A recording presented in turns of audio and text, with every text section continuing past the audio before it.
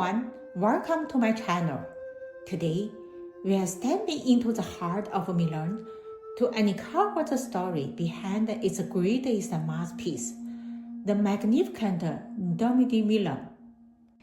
In the very heart of Milan, where busy streets and elegant shops coverage, rising a vision in white marble, the Duomo di Milano, a Milan Cathedral.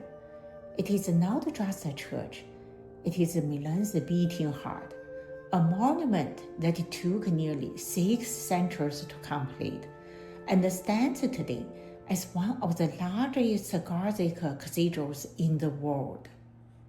Below, I will introduce the Milan Cathedral with 6 parts. Part 1.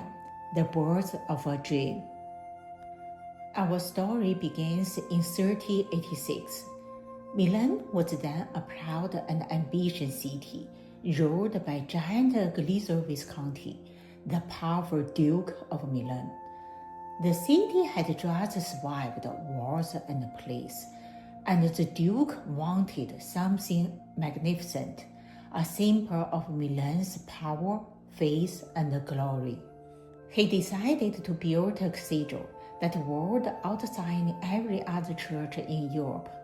But instead of using the traditional brick and body, he chose something daring, white marble from Lake Maggiore. This decision was revolutionary.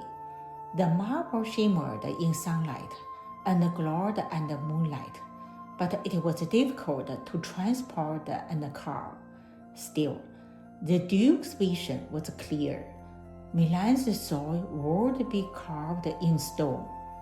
Second part, a monument of an endless building.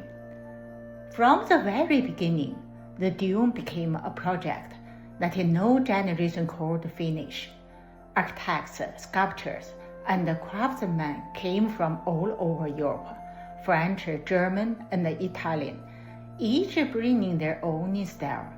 That's why when you look closely, the cathedral seems to make the flaming Gothic spires, baroques, and Renaissance balance, a patchwork of styles that somehow feels harmonious. Over 3,400 statues, 135 spires, and 700 features decorate the facade and the rooftop. The most famous of them all is the golden statue of the Madonna, the Virgin Mary, standing atop the highest spire, shining as Milan's eternal guardian. She was placed there in 1774, and since then, no building in Milan was allowed to be taller than her. Even today, modern skyscrapers like the Torre Unicredit have a small replica of the Madonna on their roofs, so that she still remains the highest point in Milan. Third part, inside the cathedral. Step inside, and the dome feels like stepping into another world. The vast interior can hold 40,000 people, almost the entire population of Milan in the 15th century. Gigantic columns rise like a marble forest, their tops disappearing into delicate arches. Light filters through enormous stained glass windows, among the largest in the world. Each pane tells a biblical story, battles, miracles, and martyrs, illuminated by the sunlight that changes with every hour of the day. Beneath the altar lies a secret, the crypt, where the remains of Santa Charles Borromeo rest in a crystal coffin. He was one of Milan's most beloved archbishops, who led the city through play and hardship with faith and courage. And for the adventurers, climb to the rooftop terraces. There, among the marble spires, you can walk in the sky. On a clear day, the Alps appear in the distance, and the city stretches endlessly below. It's one of the few cathedrals in the world where you can literally stroll among statues and angels. Fourth part, a cathedral through time. But this masterpiece took 579 years to finish. The French, the Spanish, and even Napoleon left their mark on it. When Napoleon Bonaparte conquered Milan in 1805, he wanted to crown the King of Italy inside the Duomo, but the facade was unfinished. Impatient as always, Napoleon ordered workers to complete it in just a few years at his expense. He was crowned here with the icon of Lombardy, and afterward, the people joked that Napoleon paid for the front, but never put face. To this day, his statue stands on the cathedral's roof, a reminder of that strange alliance between conqueror and church. The final touches wasn't added until 1965, nearly 6 centuries after construction began.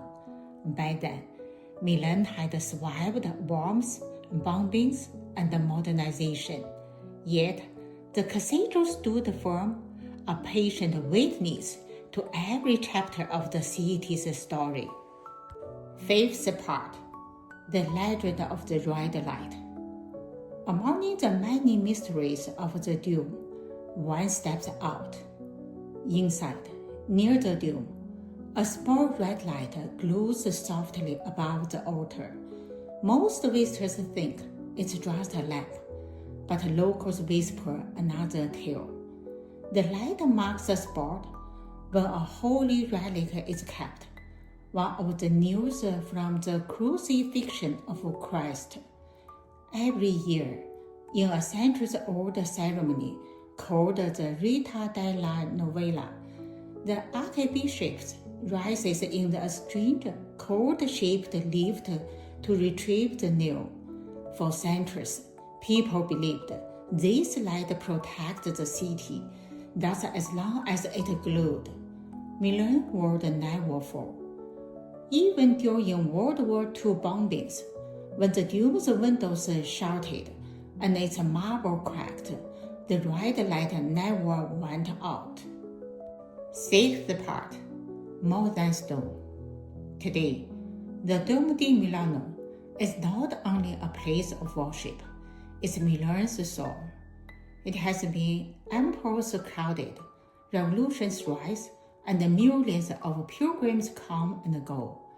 It took the labor of generations, the dreams of rulers, and the devotion of countless unknown artists who carved angels and saints, never knowing if they would live to see the cathedral completed. Every statue, every spire, every shadowed corner carries a story, not of a single moment, but of a city that refused to stop dreaming. So next time you stand before the dome and look up at its endless forest of marble spires, remember, it isn't just a building, it's a symphony in stone, played across 6 centuries, and it still sings the songs of Milan. Thank you for joining me to explore the Milan Cathedral. If you like, please order, subscribe, and share. See you next episode.